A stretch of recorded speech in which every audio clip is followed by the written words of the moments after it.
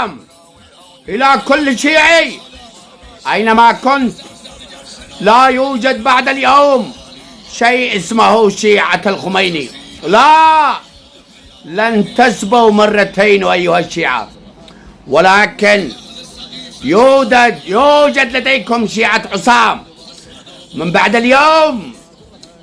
بعد اليوم كل المتعالي أنا قوة 8000 حصان. من بعد اليوم خمسكم وأموالي لنا.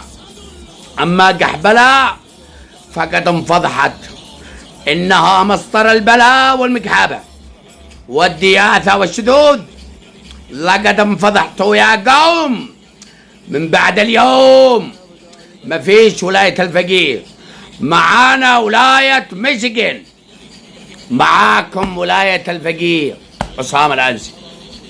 إن دعستكم وإن ذليتكم يا شيعة وإن نكحتكم وأعطيتكم بالجزمة، فهذا النعمة أرادها الله لكم.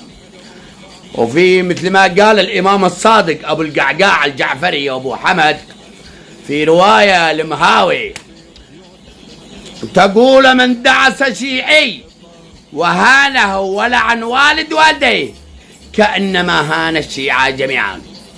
وأنا الآن يقولوا المهدي المنتظر أبو شامة، أنا أبو شامة رفضت أني أفصح لكم كل الأسرار، ولكن اليوم سوف تعبدوني.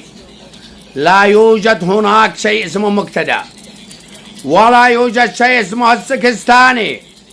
يوجد معاكم عصام وقعقعن، وقعقعن هو الجزء الثاني مني إلى كل شيعي ملعون ابن ملعون. من بعد اليوم كساس نسائكم ما فيش إيور، ما فيش مدعى إلا إذا جبت لكم استمارة. كلامي واضح.